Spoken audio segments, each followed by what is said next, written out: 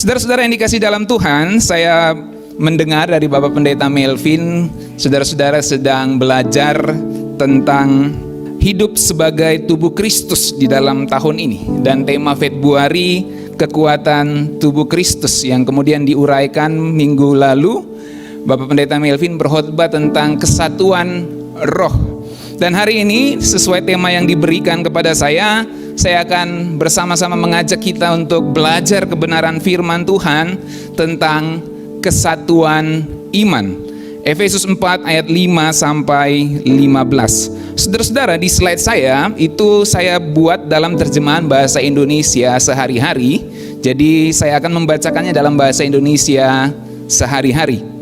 Efesus 4 ayat 5 bahasa Indonesia sehari-hari, firman Tuhan mengatakan, hanya ada satu Tuhan, satu iman, satu baptisan, dan satu Allah yang menjadi Bapa semua orang. Dialah Tuhan semesta alam yang bekerja melalui semuanya dan berkuasa di dalam semuanya. Kita masing-masing menerima suatu pemberian menurut apa yang diberikan oleh Kristus. Dalam Alkitab tertulis, ketika ia naik ke tempat yang tertinggi, ia membawa banyak tawanan dan ia memberi pemberian-pemberian kepada manusia.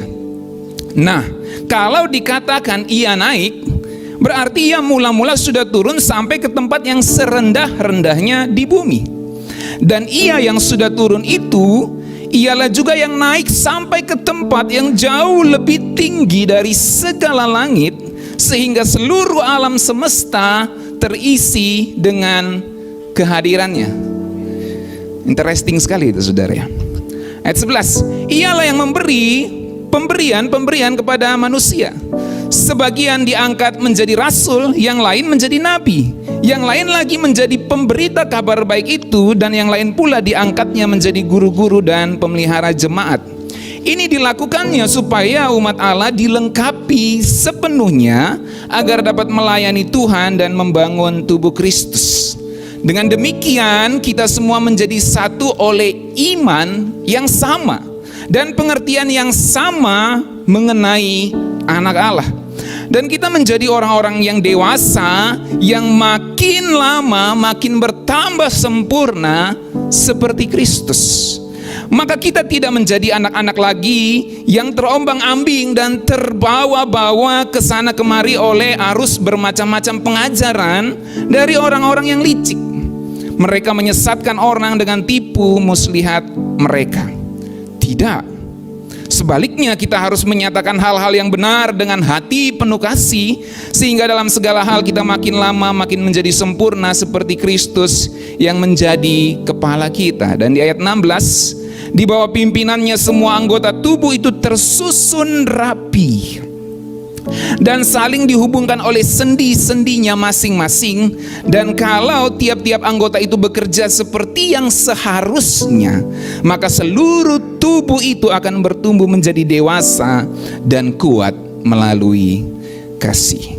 Saudara-saudara yang dikasih dalam Tuhan, sebelum saya akan menjelaskan tentang kesatuan iman dari perspektif yang menurut saya menarik untuk kita pelajari bersama-sama pagi hari ini, saya ingin mengajak kita untuk melihat big picture atau gambaran besar surat Efesus. Dan semoga apa yang saya sampaikan dalam beberapa menit ke depan ini akan membantu saudara untuk mengerti di mana posisinya nasihat kesatuan iman itu. Di mana posisinya nasihat roh yang sama, iman yang sama itu. Nah, untuk itu kita perlu mengerti big picture-nya surat Efesus, saudara. Mari saya akan sampaikan dalam beberapa menit ini. Yang pertama, saudara-saudara, isi surat Efesus itu terbagi dalam dua bagian utama, yaitu doa dan nasihat. Saya ulangi, surat Efesus pesan intinya kita bisa kategorikan ke dalam dua hal, yaitu nasihat dan doa. Dalam pasal 1 sampai pasal 3 itu bicara tentang doa-doa. Memang ada jeda di pasal 2, saudara. Tapi kalau saudara lihat judul yang diberikan oleh Lembaga Alkitab Indonesia, itu ada doa Paulus dan ada doa untuk yang di pasal 2 itu. Saudara bisa baca di pasal 1 ayat keberapa gitu ya. Nanti saudara lihat saja di Alkitabnya. Jadi ada selingan, tapi intinya itu tentang doa. Lalu di pasal 4 sampai pasal 6 Rasul Paulus mulai bicara soal nasihat. Nah, untuk memberikan gambaran, mari kita coba lihat Efesus pasal 1 ayat 16 sampai 18. Aku pun tidak berhenti mengucap syukur karena kamu. Ini bagian doa ini. Dan aku selalu mengingat kamu dalam doaku dan meminta kepada Allah Tuhan kita Yesus Kristus, yaitu Bapa yang mulia itu, supaya Ia memberikan kepadamu roh hikmat dan wahyu untuk mengenal Dia dengan benar, dan supaya Ia menjadikan mata hatimu terang, agar kamu mengerti pengharapan apakah yang terkandung dalam panggilannya, betapa kaya kemuliaan bagian yang ditentukannya bagi orang-orang kudus.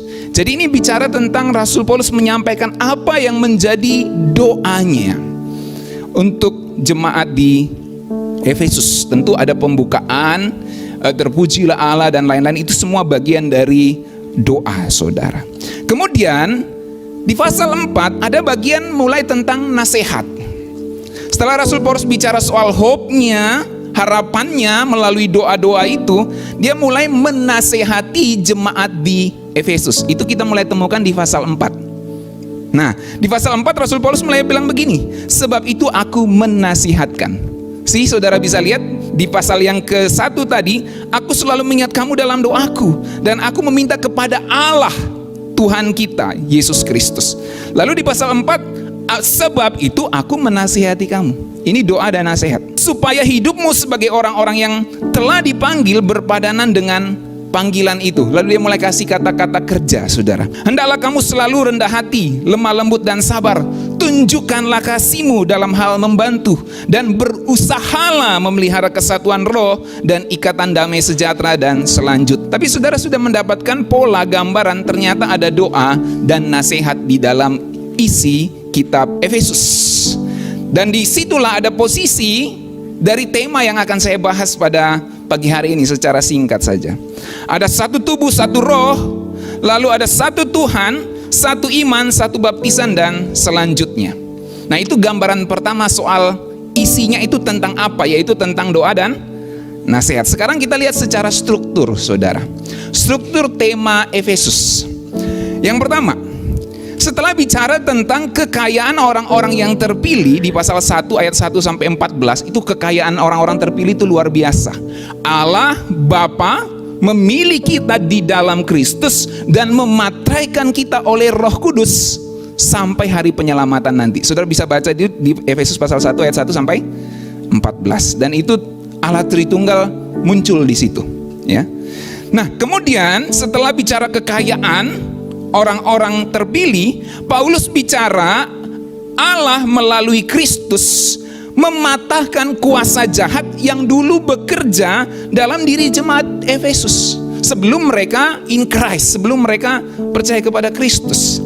Jadi Rasul Paulus kasih tahu, sekarang ini kuasa jahat yang dulu menguasai kamu itu sudah dipatahkan oleh Bapa di dalam Kristus Yesus.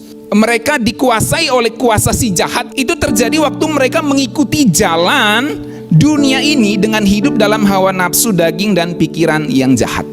Menarik itu, saudara, ya. Ini struktur nih. Untuk shortcut supaya cepat, nanti saudara lihat di pasal selanjutnya tentang manusia baru. Jadi secara struktur Rasul Paulus itu begitu sistematis kasih tahu, dulu kamu mengikuti hawa nafsu, keinginan daging, keinginan jahat. Sekarang saya kasih tahu, itu semua sudah dipatahkan oleh Bapa melalui kuasa kebangkitan Tuhan Yesus Kristus. Itu saudara bisa baca di Efesus pasal 2 ayat 1 sampai 10. Dan menarik, ada permainan kata dalam bahasa Inggris itu walk, ya, berjalan. Nanti di ayat selanjutnya kita bisa lihat, saudara. Kemudian yang kedua, struktur kedua, Rasul Paulus kasih tahu konteks keadaan jemaat saat itu. Ada jemaat Yahudi dan non-Yahudi di Efesus. Terjadi perpecahan saat itu. Karena yang Yahudi masih mau melakukan Taurat, dalam pengertian memaksakan Taurat untuk masuk menjadi bagian dari kekristenan, sementara orang-orang non-Yahudi nggak bisa. For simple-nya adalah orang Yahudi mengatakan kalau jadi Kristen tetap nggak boleh makan babi, misalnya kayak gitu. Orang Toraja, wah nggak bisa. Tidak bisa itu. Orang Batak kok tidak bisa. Ini main-main saja, saudara. Maksudnya apa? Maksudnya ada hal-hal dalam Taurat Yahudi, tradisi Yahudi dipaksakan untuk masuk ke dalam kekristenan dan menjadi syarat dalam kekristenan. Sementara orang non-Yahudi nggak bisa begitu. Nah, maka terjadilah perpecahan. Saudara tahu semua itu. Perpecahan antara orang Yahudi dan non-Yahudi, dikasih tahu Rasul Paulus, telah diatasi dalam kesatuan, dalam unity yang diciptakan oleh Allah Bapa melalui Kristus. Itu sebabnya saudara bisa lihat di pasal 2 mulai bicara soal bagaimana hukum Taurat itu dibatalkan dengan segala ketentuannya oleh kematian Kristus, dan semuanya didamaikan antara Yahudi dan non-Yahudi. Itu dari pasal 2 ayat 1 sampai 3 ayat 13. Saudara bisa temukan itu. Kemudian struktur yang ketiga, jemaat Efesus dinasihati untuk menjaga atau mempertahankan kesatuan. Kesatuan sudah dikerjakan oleh Yesus Kristus. Sekarang bagianmu adalah menjaga, mempertahankan keutuhan, unity, kesatuan itu yang telah diberikan oleh Allah di dalam Kristus Yesus. Dan itulah yang menjadi pembahasan kita, Efesus 4 ayat 1 sampai 16. Disitulah posisinya kesatuan roh, kesatuan iman, dan selanjutnya, saudara. Jadi itu bagian jemaat harus menjaga, mempertahankan kesatuan, keutuhan, unity itu. Lalu struktur yang keempat, jemaat Efesus dinasihati untuk berjalan. Nah ini dia, saudara perhatikan tuh, di pasal 2 ada kata berjalan tuh, tapi berjalan dalam keinginan daging. Tapi di pasal yang keempat, ayat 17 sampai 6 ayat 24 ada kata berjalan menurut keinginan roh. Intinya seperti itu, menurut apa yang Tuhan ajarkan. Jadi menurut sifat dalam hal ini, natur yang baru sebagai manusia baru di dalam Kristus. Maka mereka harus membuang segala hal-hal atau sifat-sifat yang tidak benar itu, demi unity itu bisa terjadi. Oke, sekarang mari kita fokus kepada garis besar Efesus 4 ayat 1 sampai 16. Saya sampaikan ini supaya saudara mengerti. Kita bicara kesatuan iman ini posisinya di mana dalam kitab Efesus. Nah, fokus ke Efesus 4 ayat 1 sampai 16 itu ada dua bagian. Yang pertama bicara unity, yang kedua bicara diversity. Satu bicara persatuan, unity, satu bicara keberagaman, diversity. Dalam unity ada seruan untuk menjaga kesatuan roh. Efesus 4 ayat 1 sampai 3 yang kita sudah baca tadi. Lalu dikasih tahu basis atau dasar unity itu adalah 7 realitas iman yang menyatukan. Itulah yang kesatuan-kesatuan, nanti kita lihat. Kemudian ada bagian keberagaman, diversity. Dasar keberagaman orang Kristen adalah karunia dari Kristus yang beragam, yang diberikannya melalui distributor tunggal karunia, yaitu Roh Kudus. Itu Efesus 4 ayat 7 sampai 11. Mulai ada perbedaan-perbedaan. Tadi satu-satu kesatuan, kemudian sekarang dijelaskan ada keberagaman. Tujuan karunia yang beragam adalah kesatuan, kedewasaan, stabilitas, dan pertumbuhan gereja. Itu Efesus 4 ayat 12 sampai 16. Nah, sekarang kita lihat bagian kesatuannya atau persatuannya, unity. Tadi ada 7 basis atau 7 dasar unity, saudara. Dengan kata lain, apa yang membentuk kesatuan itu? Maka 7 ini menjadi dasar yang membentuk kesatuan itu. Yang pertama, satu roh. Itu sudah dijelaskan oleh gembala, saudara. Satu tubuh, satu pengharapan, satu Tuhan, satu iman, satu baptisan, satu Allah dan Bapa. Dan saya akan menjelaskan satu saja, yaitu satu iman. Nah, saudara-saudara yang dikasih dalam Tuhan, secara konteks satu di sini bicara, yang maksudnya satu iman, satu roh, satu Bapa, satu Tuhan. Itu maksudnya apa? Satu di situ bicara dari karunia yang beda-beda, yang beragam, dan dari latar belakang yang berbeda, yang beragam, Yahudi dan non-Yahudi dalam hal ini, ada yang menyatukan mereka. Bukan hanya secara latar belakang mereka beda, Yahudi dan non-Yahudi, karunia-karunia juga mereka beda, beragam. Tapi ada yang menyatukan mereka. Dalam hal ini yang menyatukan mereka adalah Roh Kudus. Itu yang disebut satu roh. Mulai bisa ikuti, saudara, ya, nalar berpikirnya. Kemudian yang menyatukan mereka adalah kita satu tubuh, yaitu tubuh Kristus. Kemudian satu pengharapan. Pengharapan akan apa? Akan hidup yang kekal. Itu intinya. Saudara bisa baca pengharapan itu mulai ada di Efesus pasal 1. Terpujilah Allah Bapa Tuhan kita Yesus Kristus, yang di dalam Kristus mengaruniakan kita janji-janji berharga di dalam sorga dan selanjutnya. Itu pengharapan, saudara. Kemudian satu Tuhan. Siapa Lordnya? Bukan Kaisar sebagai Lord, sebagai kurios saat itu, tapi Tuhan kita, kurios kita, Lord kita adalah Yesus Kristus. Jadi Tuhan kita jelas nih, bukan Kaisar, tapi Tuhan Yesus Kristus. Satu iman. Ini bicara bukan hanya kepada siapa kita mempercaya kepada Tuhan Yesus, tetapi juga bicara apa yang diajarkannya. Bicara doktrinal, bicara pengajaran, satu iman. Kemudian satu baptisan dan satu Allah Bapa di sorga. Ini bicara tentang keesaan, saudara. Dan untuk mencapai kesatuan iman, kita harus punya satu pengakuan iman atau keyakinan dasar yang sama. Ini kita mulai masuk ke satu iman. Jadi apa yang dimaksud dengan kesatuan iman? Kesatuan iman adalah kesatuan di dalam keyakinan dasar yang sama. Dan untuk itu Rasul Paulus mengajarkan kita harus punya keyakinan dasar yang sama untuk mencapai kesatuan iman. Kita bisa nggak punya kesatuan iman sama orang-orang yang nggak percaya pada Tuhan Yesus? Nggak bisa. Kita bisa satu bangsa, satu RT sama mereka bisa. satu lingkungan kompleks bisa gitu. Tapi satu iman nggak bisa, karena Lordnya beda, kuriosnya beda, Tuhannya beda. Jadi untuk mencapai kesatuan iman, kita harus punya satu pengakuan iman, keyakinan dasar yang sama. Ini penting, saudara, karena ada begitu banyak pengajaran yang mulai menyimpang di hari-hari ini. Saya akan jabarkan di dalam 3 hal setidaknya. Keyakinan dasar apa yang sama yang harus kita miliki? Yang pertama, kita harus percaya pada Allah yang sama. Ini penting. Kalau Allahnya beda, ya beda. Kita menyembah Bapa kami yang di sorga, bukan Bapa kami yang di gunung, bukan Bapa kami yang di sungai, bukan Bapa kami yang di batu-batu sana, enggak. Kita menyembah Bapa yang di sorga. Jadi kita harus percaya kepada Allah yang sama.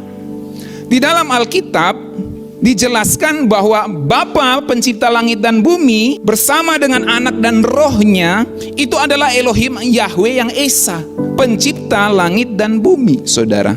Ada pengajaran baru-baru ini yang mengatakan Tuhan Yesus itu manusia yang diangkat jadi Allah, bukan pencipta langit dan bumi. Jadi mainnya kurang jauh ya. Elohim Yahweh yang Esa itu pencipta langit dan bumi. Tuhan Yesus itu pencipta langit dan bumi dalam praeksistensinya. Jadi dia Elohim Yahweh. Kalau dia bukan Elohim Yahweh, kita nggak boleh menyembah dia. Sebab hukum Taurat sudah jelas mengatakan, jangan ada padamu Allah lain di hadapanku. Kalau Tuhan Yesus Allah tapi bukan Elohim Yahweh, berhala dia. Mau nyembah Tuhan Yesus sebagai berhala? Nggak mau. Jadi jangan mudah disesatkan. Dan Allah dalam Alkitab digambarkan sebagai Allah lintas generasi. Itu yang disebut sebagai Allah Abraham, Ishak, dan Yakub. Kita percaya kepada Allah yang ini, saudara. Bukan Allah Abraham, Ismail, dan lain-lain. Bisa paham? Ini spesifik. Jadi kalau kita mencapai kesatuan iman, kita harus percaya pada Allah yang sama. Elohim Yahweh pencipta langit dan bumi. Allah Abraham, Ishak, dan Israel, dan Yakub. Allah Bapa di sorga yang memperkenalkan dirinya melalui putra tunggalnya, Tuhan kita, Yesus Kristus. Serta yang mengajarkan segala kebenarannya melalui Roh Kudus. Dan ketiga pribadi Bapa, Anak, dan Roh Kudus itu adalah Allah yang Esa, Allah yang benar. Itu sebabnya kalau kita baca di Efesus 1 ayat 2 sampai 14 itu bicara tentang itu, saudara. Makanya dibuka Allah Bapa Tuhan kita Yesus Kristus, lalu ada tentang Roh Kudus. Rasul Paulus sudah kasih tahu ini dasar keyakinan iman. Dasar iman atau keyakinan yang sama harus kita miliki. Kita percaya kepada Allah Bapa di dalam Kristus Yesus yang memperkenalkan Bapa itu kepada kita, dan yang memateraikan kepercayaan kita itu melalui Roh Kudus yang telah diutusnya untuk mendampingi kita semua. Amin, saudara-saudara. Itu cara mencapai kesatuan iman. Kita harus punya kesamaan di dalam kepercayaan kepada Allah yang sama. Yang kedua, kita harus percaya bahwa keselamatan bukanlah karena perbuatan baik. Nggak bisa kita mempunyai satu iman. Kamu percaya keselamatan itu karena perbuatan baik, sementara saya percaya keselamatan itu karena kasih karunia Allah yang diberikannya di dalam Kristus Yesus. Makanya Efesus menjadi bagian terkenal dari proklamasi bahwa keselamatan bukan karena perbuatan baik. Ada ayat di EE bukan? Nah, gembala saudara ahlinya ini. Ya, kita harus percaya bahwa keselamatan bukanlah karena perbuatan baik, tapi karena kasih karunia Allah yang kita responi dengan iman kepada Tuhan Yesus. Hanya di dalam Tuhan Yesus kita memperoleh keselamatan. Ini mutlak, harga mati, nggak bisa ditawar-tawar. Jadi keselamatan itu karena kasih karunia, bukan karena perbuatan baik. Dalam konteks jemaat Efesus, orang-orang Yahudi masih berpikir keselamatan itu kasih karunia plus perbuatan baik.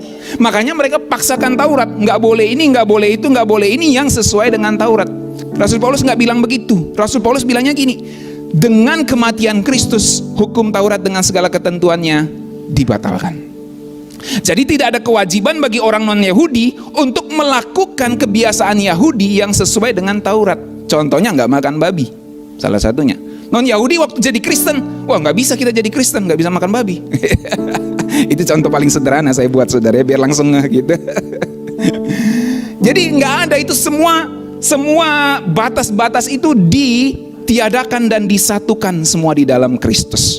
Maka di dalam Tuhan Yesus kita percaya keselamatan kasih karunia Allah Bapa yang diberikannya melalui Tuhan kita Yesus Kristus. Makanya Efesus pasal 2 ayat 8 sampai 10 ayat yang terkenal bukan? Sebab karena kasih karunia kamu diselamatkan oleh iman, melalui iman. Itu bukan karena perbuatan baik, tetapi karena kasih karunia Allah. Itu bukan karena pekerjaanmu. Jangan ada orang yang memegahkan diri. Nggak bisa kita memegahkan diri, saudara. Dan kalau mempunyai kesatuan iman, kita harus sepakat dulu nih, keselamatan karena kasih karunia. Kalau kamu percaya keselamatan karena perbuatan baik, nggak bisa kita berjalan bersama di dalam iman. Nah, lalu kalau begitu orang Kristen nggak ada hukumnya. Orang Kristen jadi urak-urakan, jadi bangsa yang ilegal karena nggak punya hukum. Oh, jangan salah. Makanya di ayat selanjutnya untuk mencapai kesatuan iman, Rasul Paulus kasih tahu di Efesus 4 ayat 1 dan 14 terutama juga. Percaya bahwa iman kepada Kristus harus ditunjukkan dengan perbuatan yang berpadanan dengan Injil Kristus. Kamu percaya Tuhan Yesus, tapi kamu tidak melakukan ajaran Tuhan Yesus, maka imanmu adalah iman yang mati, iman yang kosong, iman yang cuma mulut pengakuan doang gitu. Kekristenan tidak mengajarkan begitu. Kekristenan mengajarkan untuk mencapai kesatuan iman, kita harus percaya bahwa iman kepada Kristus Yesus harus ditunjukkan dengan perbuatan yang berpadanan dengan Injil Kristus. In other word, hukum kita bukan hukum Taurat lagi, tetapi hukum Kristus. Amin. Law kita adalah Christ. Hukum kita adalah Kristus, bukan hukum Taurat. Kita adalah Israel rohani, bukan Israel secara jasmani. Israel secara jasmani punya 10 hukum Taurat dengan segala ketentuan-ketentuannya. Tetapi kita orang percaya Israel rohani, hukum kita adalah Kristus. Makanya kedewasaan iman, kesatuan roh punya satu tujuan. Makin lama makin sempurna menjadi seperti Kristus. Nanti saya akan jelaskan sedikit kenapa ada latar belakang seperti itu, saudara ya. Nah, kita baca dulu Efesus 4 ayat 1. Mari kita baca bersama-sama, saudara yang bisa menjangkau matanya. 1, 2, 3. Sebab itu aku menasihatkan kamu, aku orang yang dipenjarakan karena Tuhan, supaya hidupmu sebagai orang-orang yang telah dipanggil berpadanan dengan panggilan itu. Jadi ini untuk mencapai kesatuan iman kita harus sepakat nih. Sama-sama kita masing-masing harus berusaha supaya iman kita kepada Kristus ditunjukkan dengan kita bersama-sama berusaha supaya hidup kita berpadanan dengan panggilan kita di dalam Kristus. Amin, saudara-saudara. Dan ayat yang ke-14, sehingga kita bukan lagi anak-anak yang diombang-ambingkan oleh rupa-rupa angin pengajaran, oleh permainan palsu manusia dalam kelicikan mereka yang menyesatkan. Nah, saya mau kasih tahu begini, saudara. Kenapa ada orang yang sering terombang-ambing oleh angin pengajaran? Saya simpulkan setidaknya ada 2, mungkin bisa lebih, tapi saya kasih tahu 2. Yang pertama, orang bisa terombang-ambing oleh angin pengajaran karena dia nggak tahu yang mana yang benar. Mungkin dia nggak pernah gereja, atau dia mungkin ke gereja tapi nggak pernah dengar gembalanya khotbah baik-baik gitu ya, main handphone aja. Nggak ada di sini, nggak ada di sini, di luar sana banyak. Karena nggak tahu yang mana yang benar, saudara. Yang kedua, karena hidupnya belum berpadanan dengan Injil yang dipercayainya.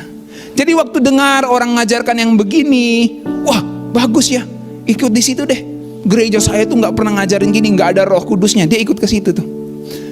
Lah, kalau kamu percaya kepada Kristus, hidupmu berpadanan dengan Injil yang kamu percayai. Kalau hidupmu berpadanan, artinya kamu bersih, kamu nggak akan terombang-ambing oleh angin pengajaran. Amin, saudara. Karena kita nggak butuh sesuatu yang lain lagi. Yang kita butuhkan adalah kita menjadi berkat, bukan untuk mencari sesuatu yang baru-baru lagi gitu. Gitu, bisa paham saudara ya? Jadi kalau kita bersih, hidup kita berpadanan dengan apa yang kita percayai, maka kita tidak akan diombang-ambingkan oleh angin pengajaran. Kenapa? Saya sudah mengalami Tuhan itu seperti apa. Ngapain saya lagi ikut kamu? Bisa paham saudara? 96 tahun gereja Kemah Injil berdiri di dalam pengajaran Allah Tritunggal, di dalam pengajaran Alkitab itu tidak pernah bersalah. Ngapain saya harus ikut yang lain? Bisa paham saudara maksudnya? Jadi kalau hidup kita sudah berpadanan dengan Injil yang kita percayai, kita nggak perlu terombang-ambing atau tidak akan terombang-ambing oleh angin-angin pengajaran. Ini penting untuk kita pahami bersama. Nah, saya mulai akan daratkan ini. Tadi banyak pengetahuan-pengetahuan untuk kita pahami. Saudara-saudaraku, kesatuan iman bicara adanya proses bersama untuk menjadi sama seperti yang dipercayai. Saya ulangi, ini penting. Saudara fokus konsentrasi di kalimat ini penting sekali. Kesatuan iman bicara adanya proses bersama untuk menjadi seperti yang dipercayai. Bukan hanya proses individual, ku mau sepertimu Yesus, tapi di gereja dia berkelahi dengan BPJ yang lain, dia berkelahi dengan jemaat yang lain. Paham? Kesatuan iman itu nggak bicara iman yang individual saja, tapi kesatuan iman itu bicara adanya proses bersama menjadi sama seperti yang dipercayai. Makanya semua umat, semua jemaat harus berusaha untuk menjadi sama seperti yang dipercayai. Ini yang disebut kesatuan iman, saudara. Nah, saya akan jelaskan sedikit latar belakang, saudara, yang menjadi konteks berpikir saat itu, yang membuat orang-orang ketika mendengar atau membaca nasihat Rasul Paulus, mereka langsung mengasosiasikannya dengan apa yang dipahami secara common, secara umum di zaman kuno saat itu. Orang-orang zaman Yunani kuno, salah satu filsufnya itu pernah mengatakan begini, dan ini menjadi sesuatu yang common di zaman itu, saudara ya, bahwa hukum tertinggi adalah karakter raja. Maksudnya, karakter atau kepribadian seseorang penguasa merupakan bentuk legislasi atau undang-undang yang paling tinggi dan penting. Jadi karakter raja, kaisar itu menjadi legislasi, undang-undang yang paling tinggi dan penting. Dalam konteks ini, legislasi itu merujuk pada pembentukan hukum dan aturan yang mengatur kehidupan masyarakat. Dalam hal ini, undang-undang yang paling efektif adalah ketika raja atau penguasa memperlihatkan karakter yang ideal dan patut ditiru oleh rakyatnya. Kalau mulai banyak rakyat yang protes, nah, kita nggak usah ke situ. Kalau akademisi mulai protes, kita nggak usah ke situ ya. Ini lain mimbarnya ya. Tidak ada kampanye politik di sini. Jadi dalam hal ini undang-undang yang paling efektif adalah ketika raja atau penguasa memperlihatkan karakter yang ideal dan patut ditiru oleh rakyatnya. Dengan kata lain, perilaku dan moralitas seorang penguasa menjadi panduan utama bagi pembentukan hukum dan norma dalam masyarakat. Itu di dalam pengetahuan bangsa-bangsa Yunani saat itu, saudara. Dan itu menjadi pengetahuan yang common karena Yunani itu menguasai di zaman itu. Nah, sementara dari sisi yang lain, tradisi Yahudi kuno juga mempercayai seperti ini. Seperti halnya penguasa kota, demikian pula seluruh penduduknya. Saya ulangi, Yahudi kuno mempercayai seperti halnya penguasa kota, demikian pula seluruh penduduknya. Dalam hal ini ketika Rasul Paulus gunakan analogi tubuh dan kepala, jemaat mulai membandingkan, mengasosiasikan raja dan rakyatnya, pemimpin dan yang dipimpinnya. Jadi ketika Rasul Paulus mengatakan kita ini tubuh dan Kristus itu kepala, dan dari kepala itu disusun rapi tubuh-tubuh yang di bawahnya ini, maka jemaat memahami bahwa gereja sebagai tubuh Kristus harus bertumbuh serupa dengan kepalanya. Karena seperti halnya penguasa kota, demikian pula seluruh penduduknya. Karakter hukum tertinggi, legislasi tertinggi adalah karakter raja. Jadi itu asosiasi masyarakat secara umum saat itu, saudara. Ketika membaca teks-teks Kristen, kita sebagai tubuh Kristus harus bertumbuh serupa dengan kepalanya. Mereka mempunyai perbandingan. Seperti halnya kita rakyat harus mengikuti karakter sang raja. Nah, nggak heran dalam Efesus 4 ayat 8-10, Kristus harus ditampilkan sebagai sosok yang telah turun ke bagian bumi yang paling bawah dan naik ke tempat yang jauh lebih tinggi daripada semua langit. Nah, sekarang saudara dapat nalar berpikirnya kan? Karena mengerti latar belakangnya. Coba saudara perhatikan, satu Tuhan, satu roh, bla bla bla. Lalu mulai bicara tentang keberagaman karunia. Tetapi siapa yang berikan karunia itu? Dijelaskanlah Kristus sebagai yang telah turun ke bagian dunia yang paling bawah dan kemudian naik ke sorga mengatasi semua langit, dan dengan itu dia mencurahkan Roh Kudusnya. Makanya bahasa Indonesia sehari-hari tadi keren, supaya dia memenuhi seluruh semesta dengan kehadirannya. Jadi dia turun ke dunia orang mati, naik ke sorga yang paling tinggi dan mengutus Roh Kudus supaya seluruh semesta terisi penuh dengan kehadirannya. Dan dari situlah ada karunia-karunia yang dicurahkan. Dalam hal ini karunia Roh Kudus. Dan dalam kasus Efesus, karunianya merupakan jabatan administratif, rasul, penginjil, gembala, pengajar, guru, saudara, dan selanjutnya. Nah, jadi simpelnya gini, Rasul Paulus secara cara berpikir, dia menggambarkan Kristus sebagai kepala, raja yang karakternya harus menjadi law, menjadi legislasi, menjadi undang-undang, hukum, norma yang ideal dari tubuhnya, dalam hal ini rakyatnya. Saudara dapat sesuatu sampai sini, amin? Dapat benang merahnya ya. Nanti baca lagi Efesus tuh. Jadi saudara bisa ngerti, Kristus harus ditampilkan sebagai sosok yang tinggi, raja di atas segala raja, yang turun ke dunia orang mati, naik ke sorga, mencurahkan Roh Kudus. Dan dengan itulah orang-orang bisa memahami bahwa kita sebagai tubuh Kristus harus seperti kepala kita. Dalam hal ini raja kita, Tuhan kita, Yesus Kristus. Makanya dalam Efesus 4 ayat 12-13, terjemahan bahasa Indonesia sehari-hari tadi kita baca sama-sama. Ini dilakukannya supaya umat Allah dilengkapi sepenuhnya agar dapat melayani Tuhan dan membangun tubuh Kristus.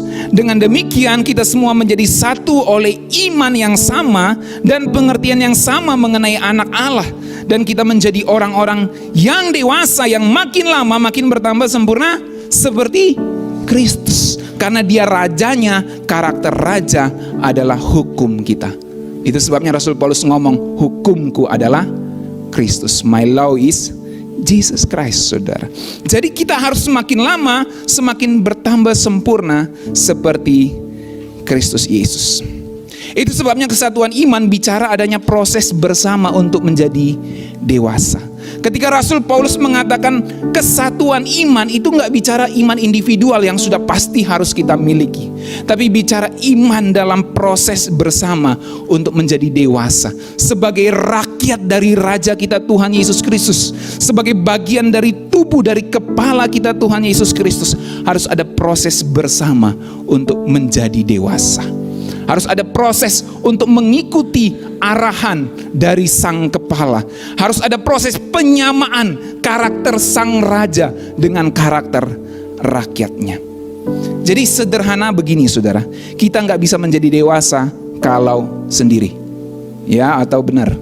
Betul atau benar? Kita nggak bisa menjadi dewasa kalau sendiri, karena Alkitab sudah atur dewasa itu harus dalam proses bersama. Kedewasaan itu dibentuk dalam kehidupan bersama, baik dalam komunitas orang percaya sebagai tubuh Kristus maupun saat kita berinteraksi dengan orang dunia ini. Ini mirip dengan apa yang Amsal sebutkan, besi menajamkan besi, demikian sesama menajamkan sesamanya. Jadi kita akan semakin dewasa di dalam komunitas kita bersama sebagai tubuh Kristus.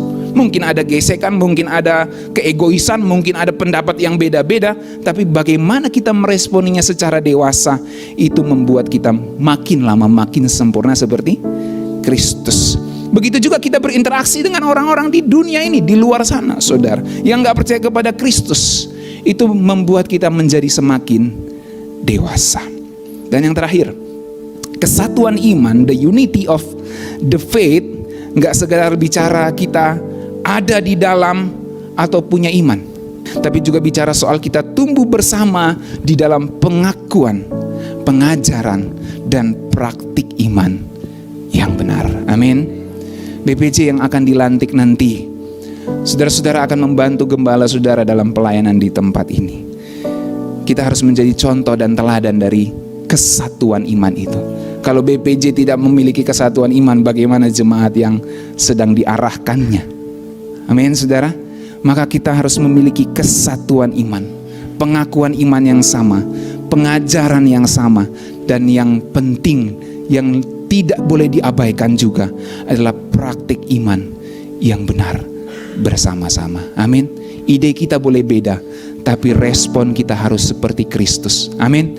Ide kita boleh bergesekan, tapi respon kita harus seperti kepala kita, karena kita ini adalah tubuh Kristus.